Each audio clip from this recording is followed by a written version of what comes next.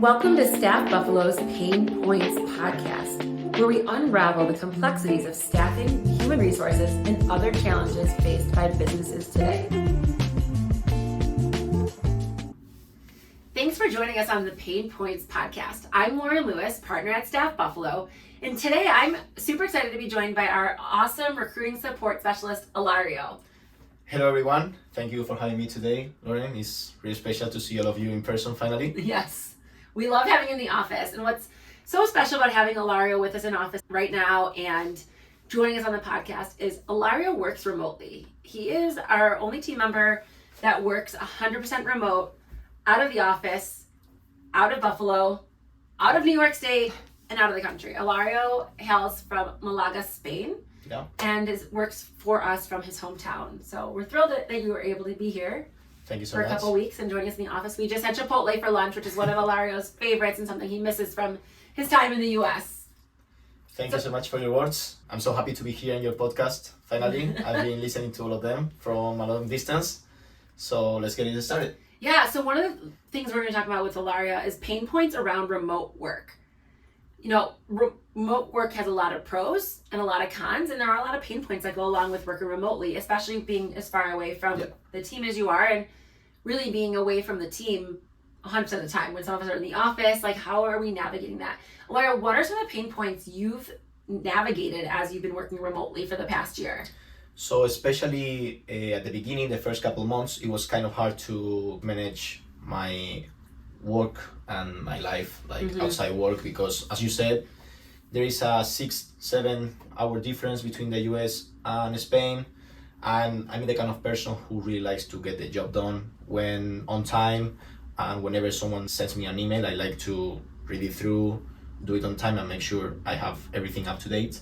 So at the beginning it was kind of hard to work 8 hours a day, because as you know, you guys work at a different time here. Yeah. So what I did was to schedule my day based on I need time for myself, I need also time to work.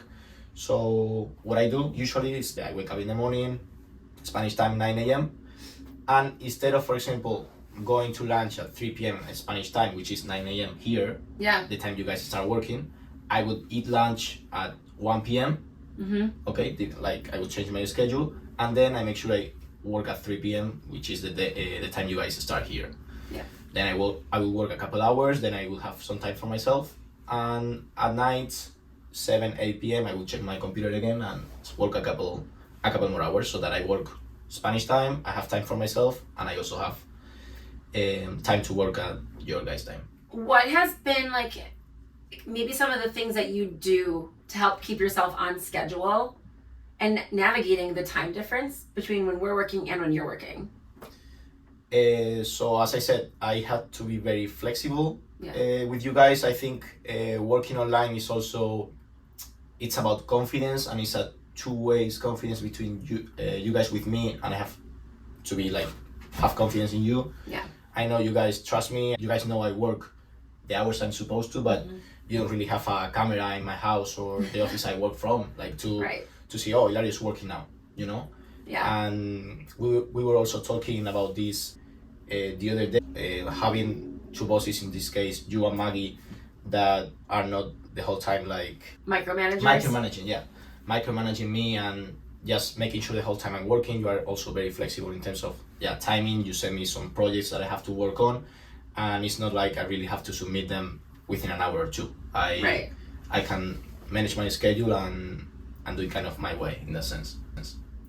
When it comes to working in Spain and the work culture in Spain versus the work culture in the US, what are some of the biggest differences you've noticed? So there are some major differences I noticed. So for example, most of the companies here, they will come to work 9 a.m., 5 p.m., they shut down their computers, go home and forget about work. I feel in Spain, at least from my experience, my parents, my friends, my family, they don't really disconnect from work, because they would start working at 9 a.m., then they would get a big break in between, like from 3 p.m. to 5 p.m., and then they will work until 8 or even 9 p.m. Right. So a big difference I see from working here is that people can actually disconnect from work. They know how to manage more their life and their work experience. Yeah, and there's definitely some major differences. I think it's something we want as employers for Hilario to not feel like he's tied to a computer when we are working, because we're working, especially with the time difference and just the different work-life culture. So we really want Hilario to be set up for success and working what fits his lifestyle in Spain too. But like, again, like Hilario said, we trust him to really get his work done. And I think having that accountability is huge. We are making collaboration. So we always try and make sure that Hilario feels part of the team. And I can say, Hilario holds us accountable to make sure we are part of the meeting. Like when we're having meetings, that he is part of them and engaged, and not feeling like he's so far away or 6 hours ahead of us. So it's always funny. I always laugh, and I don't know, I probably said this to you, I can always count on Hilario to get the meeting started, because if we have a meeting at 11 a.m., 10:58, Hilario started the meeting.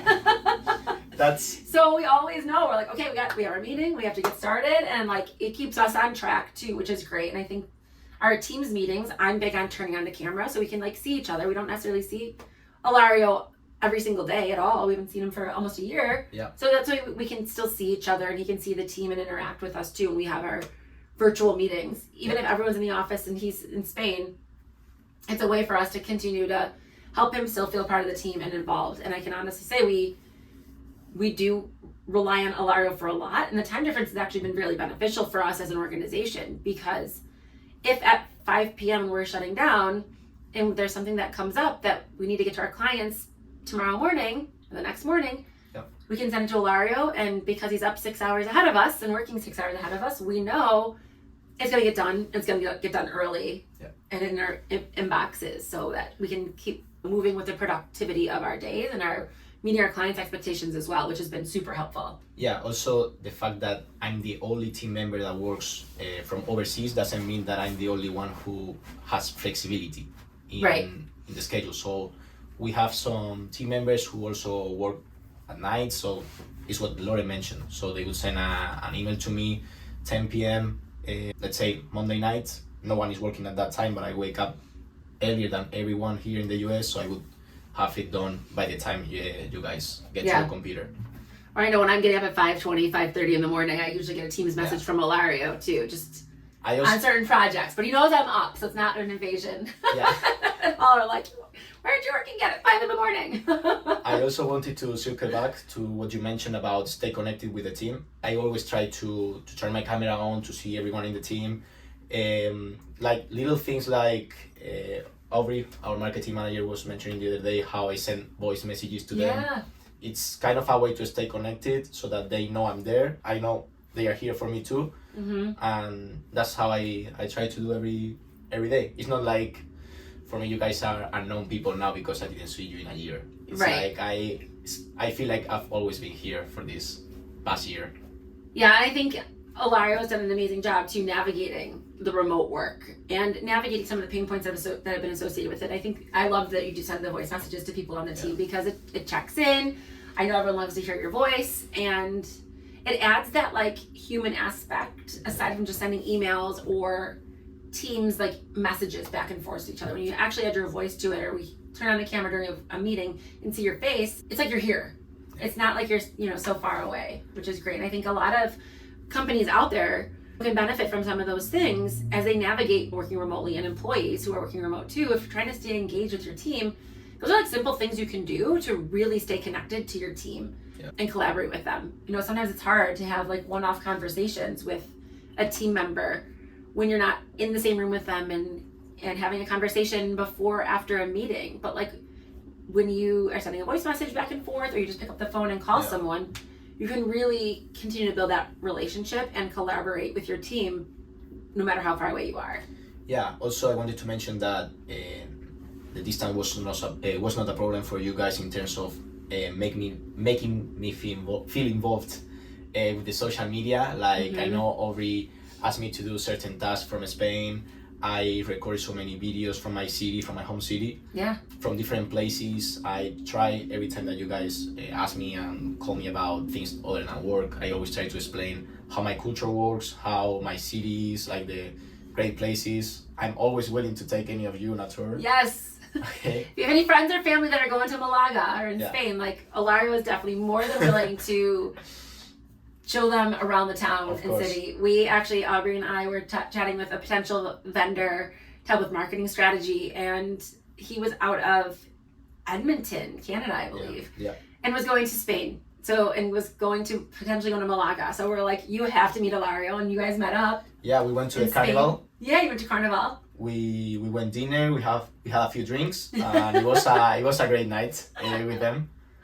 They dance a lot with our songs, with our Spanish Spanish So songs. they got right into the culture and the festivities. Yeah, they actually told me that they can't wait to come back, and they have my Aw. phone number, and we text we message to each other sometimes. Yeah.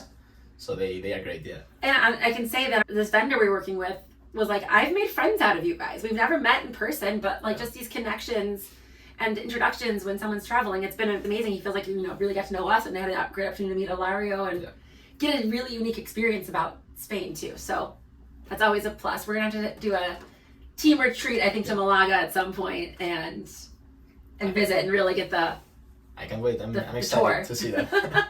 down the pipeline. So Larry, we've talked about navigating the time difference, trying to feel connected to the team from afar.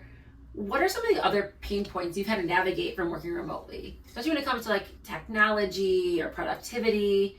Tell us more about like those things and how you've really had to find solutions to make sure you were able to work, without any issues from Spain when it comes to technology. Those two that you mentioned were big milestones at the beginning. I would also talk about technology because that's an important thing, especially for us, because we work with so many clients, most of them. Yeah. We have interactions with them via email, messaging, even calls. So that was hard for me. But staying up to date in terms of technology, having a good Wi-Fi connection. In my case, that I work from Spain, having a good VPN, and also having a good computer. You guys bought one for me, so thank you very much for that. I think those are key to staying up to date and to accomplish goals. Tell me more about the VPN. What is that? How have you managed figuring out you needed a VPN to work remotely? Okay, so as we all know, StaffBuffalo is a Buffalo-based company. Most of our clients are from Buffalo, within the Western New York area. So I was realizing that when I was trying to Google some of the companies surrounding some clients, the company wouldn't come up, or I wouldn't find information within the United States. And that's because my computer or my Wi-Fi, my connection was in Spain. And it actually was. Yeah. So I needed a way to find Google search in the US and especially in Buffalo to be efficient in my work, because it took me hours and hours to find something very, very simple, or like a client. Yeah. So when we purchased the VPN, it was so much easier to connect to the US in terms of internet. Are there certain settings you can set when you're doing searches online to make sure you're searching in and around Buffalo or the Western New York region or New York State? It's because, especially because I do a lot of sales emails, I need to research about a lot of companies, and maybe there is a similar company that is based in Spain, so that company will pop up. Right. So that was a challenge at the beginning, but once we got the VPN, I actually have it set up for Buffalo. Awesome. So I really feel I'm still next to Humboldt Hospital at the office here in StaffBuffalo. And we lost that, Hilario, helping you sales research, and we do a lot of research for different clients around jobs, the job market, job titles, job duties, salary, and so we can always count on Hilario to spearhead a lot of those projects to do a lot of the research. So I'm sure having that VPN that allows you to really hone in on Buffalo and kind of filter out everything else makes it that much easier to do your job. So much easier. Helps me do my job too, which is super appreciated. Now, when it comes to productivity, working remotely, a lot of people think working remotely is working from your home office, right? Inside your house. Tell us about your setup for your day. Are you working from home? Are you going somewhere to work? Yeah, so that was a pain point at the beginning as well, because the first 1-2 months I usually worked totally from home. But as I said, I'm a really extroverted person. Yeah. I really like talking to people. So my dad works in an international company, and they have a big office with so many people. And someday he asked me to come with him and to join his team during like one work day. I really liked it a lot. His supervisor didn't mind me to stay with them every day. So I kind of schedule my week differently depending on my dad's schedule as well. Yeah. So whenever he goes to the office, I will come with him and have an office setting over there too. So that's kind of how I manage it. Because as I said, like, it's also nice to work from home some days. Some days you just don't feel like there's enough going to the office and be there for 8 hours in a row. But sometimes you need that people side of the business. I am such an in-person like collaborator too. So for me, like, it's just me at home. I don't have kids. There's no pets. My husband works at an office every day. He doesn't have like really the luxury to like work from home if he wants to. So I can easily work from home without distractions. It does not bother me. But I love being around people. Yeah. And I so many times will be working on a project in the office and I'll start writing an email and I'm like, this isn't gonna come through clearly in an email. So I like run over to Aubrey and tell her my idea or my thought or my edit on a marketing project. Or I say, hey Ashley, did you see that email? I'm like, Hilario, help me with this project. Yeah. So like I feel like you can get so much more stuff done, like sometimes in an office, when you are around people like that, just especially for small one-off tasks and projects. But yeah, having the luxury to like sometimes if you need to work from home and just focus and hone in on things, it's very easy to do without distractions. Now I know there are some people out there who have kids at home and can't get any work done because if they are home, it's kind of hard their to kids, focus. the kids need and want their attention. Yeah. So it's trying to find that balance. I think you found a nice balance for yourself too with working remotely with home and being able to be around other people as well in your dad's office. Usually when I work from home, I try to be really focused. You mentioned about productivity. And now that I'm here with the whole team, I'm really happy. I talk to everyone in the office. I think I get along with all of them. Yes. And I think we have a great team. We all really get along with each other, which is awesome. Sometimes I'm just kind of afraid that I don't meet the goals for the day because, as I said, at home I used to focus a lot. I would use my AirPods and just focus on work. And once I finish work, I'm done. But here it's kind of hard to manage because, as I said, I get along with everyone. I didn't see them in a year. So it's so easy to engage in a conversation, and sometimes it's kind of hard to stop and to manage that kind of. Yeah, absolutely. And I think that's the pain point of working in an office too. Is like you do have more of those distractions. You have more of those side conversations that maybe keep you less or distract you from your work. I don't say less focused, maybe distract you for a few extra minutes. I mean, even if we are doing a lunch today in the office, we got Chipotle catering. So shout out to Chipotle for amazing service and amazing food and excellent delivery. Feel free to sponsor us. Sponsor this podcast.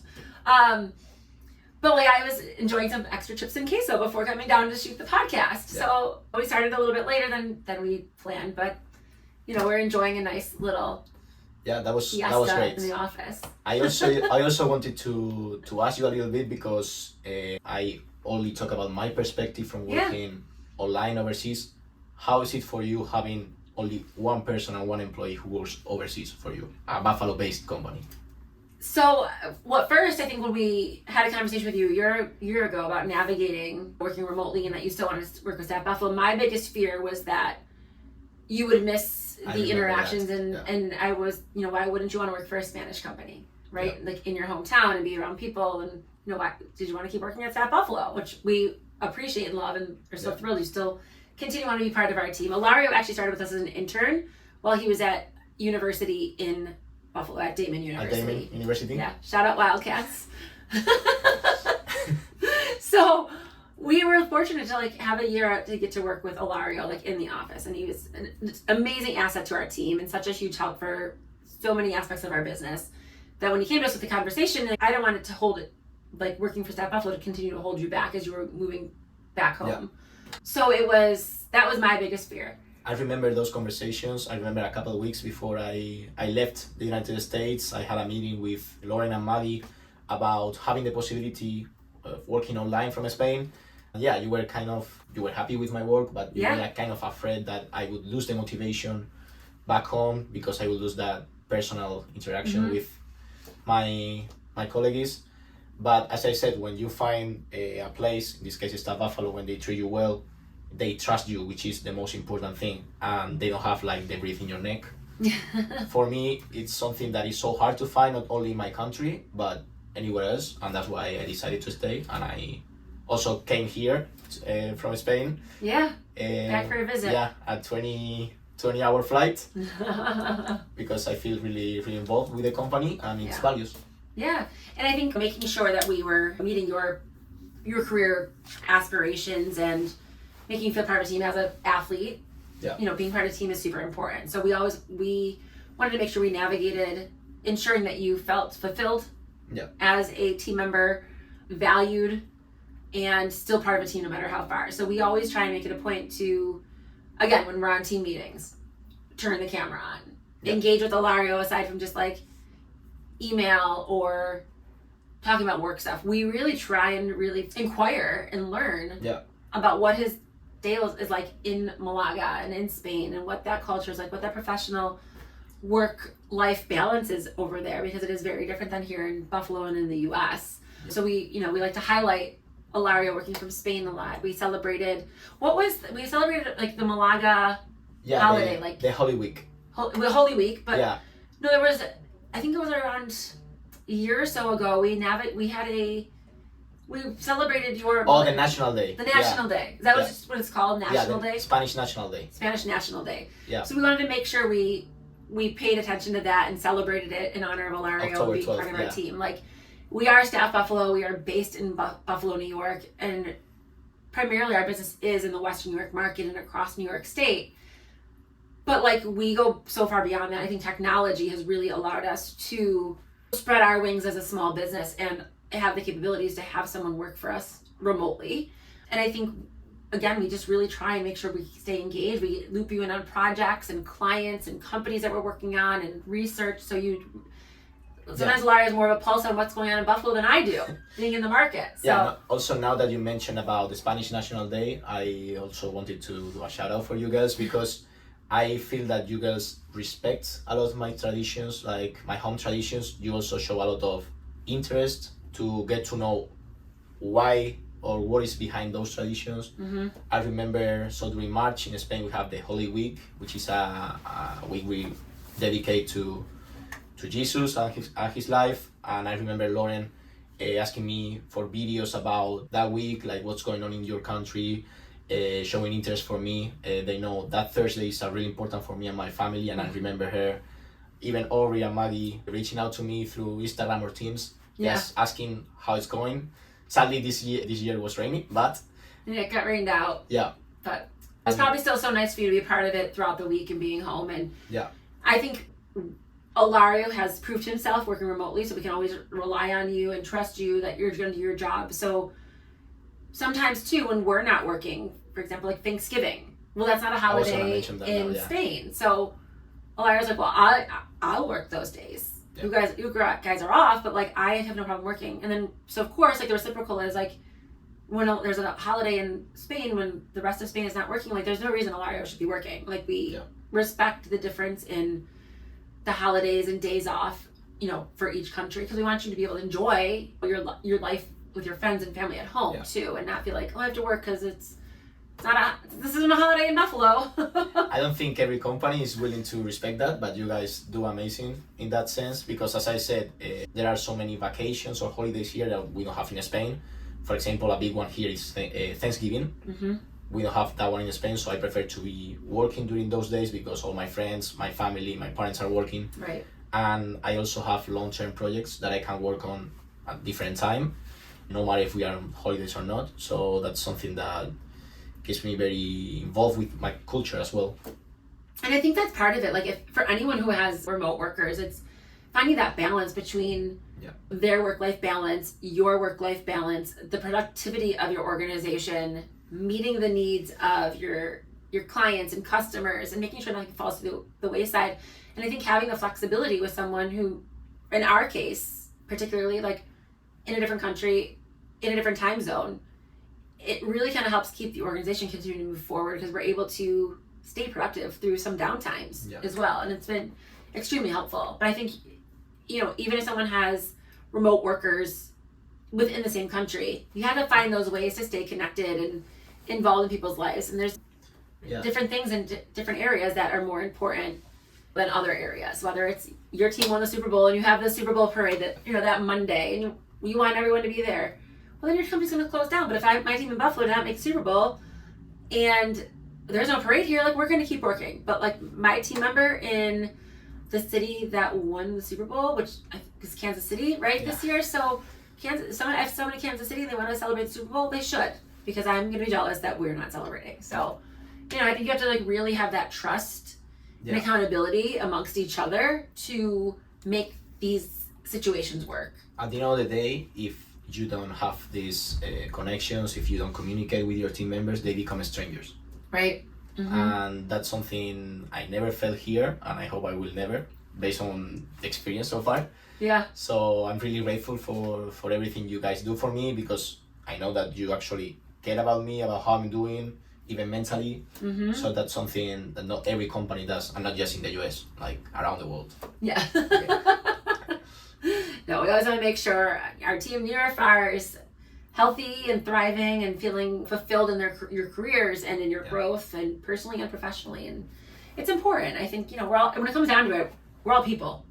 Yep. Everyone has different lives and different things going on in your lives, and you have to be sensitive to that. Like, just because what's going on in your life or my life is different than your life, Hilario, and it's different things at different times. Like, maybe there's a time where I have something going on where I have to like take a break and just shut down or go on vacation, right? Like, it's nice. Even with you coming to the US, it's like, we know we want to see some of your friends and spend time at Damon. So of course we'll work from Damon a couple days while you're home.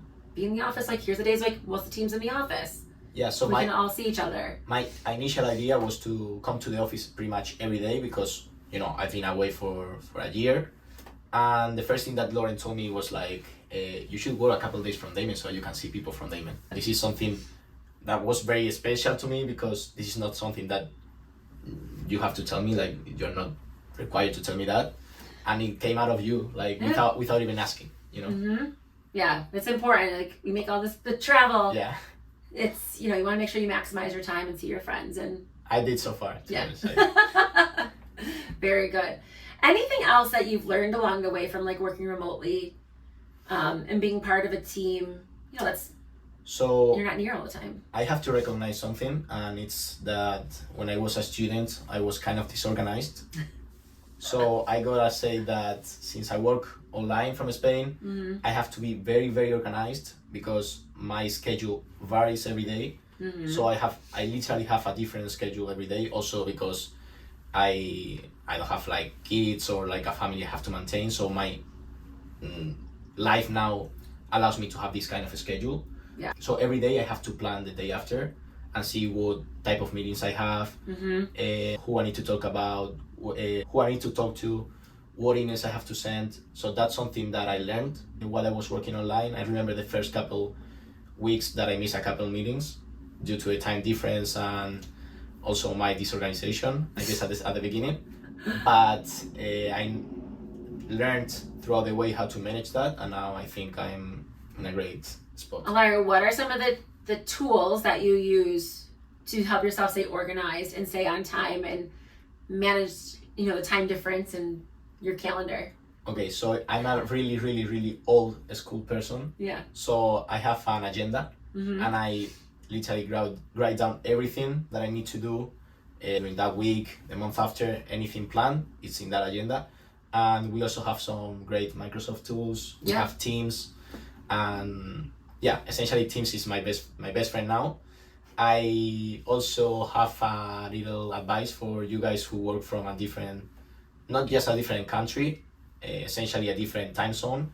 I always keep my computer the time that is originally from the company I work for. Mm-hmm. Okay, so I will have my phone with the Spanish time, and my computer has the New York time. Yeah. So that I can kind of know what's going on both places. Hilario, I think you're still forgetting something though. Your alarms. Oh, my alarms. Well, yeah. I have 25 alarms every day, and I make them weekly. So even though when I'm on vacation, I will wake up at 8 in the morning every day. And sometimes that's kind of annoying, but that keeps me organized every day. And yes, I would say my agenda, Teams, and my alarms are my best. Yesterday we were in a meeting at 3. We were in a meeting and it was at 3:30. Hilario's alarm was going off because that's 9:30 a.m. here. So it's 3. He has an alarm set for 3:30 p.m. in Spanish time, which would be 9:30 a.m. Buffalo, New York time. And that's when we have a standing meeting every Wednesday morning. So it was his alarm going off for a meeting we already had that morning, but it was still set on that Spanish time to like remind him, like, oh, you'll be on that Teams. Yeah. That Teams meeting for talent acquisition. I didn't disconnect them yet because sadly I'm going to be here only for 3 weeks and it will take me hours to put them back again. So I just decided to keep them where they are right now. Like I said, the alarm seemed to work because Hilario's always the first one to start the Teams meeting. We might not be sitting down yet. I feel bad sometimes because we start a meeting. People are filling up their water, their coffee or tea, and then sitting down. And there's some side chats, and so it's like somebody's trying to like wrangle everyone in to get them on track to start the meeting. And I feel bad if like Hilario or if any of our other team members are working remotely that day. You're just kind of sitting there where you're hearing all these like side tangent conversations. So we try and stay on track as best as possible. But then throughout the meeting, sometimes it's like we trail off and maybe lose track, and there's all these we go off in different tangents, and I'm like, oh shoot, Hilario's still on Teams. Like, are we done with this meeting? Are we bringing it back to the meeting, or should I let Hilario go? Like, but I think for me it's kind of funny. As you all know, Pain Points is my favorite podcast, but I would say the side conversations and side talks in the TA or jobs meetings are my second favorite podcast. Yeah.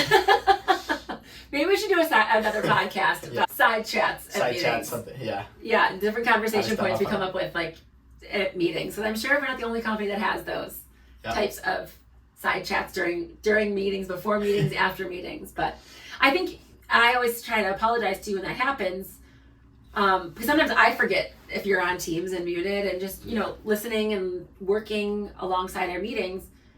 And it's on my computer and we're doing the same thing. And I'm like, oh yeah, shoot, Hilario's still on the meeting. Like, okay, Hilario, you can go. Like, bye. So we forget to like end the meeting.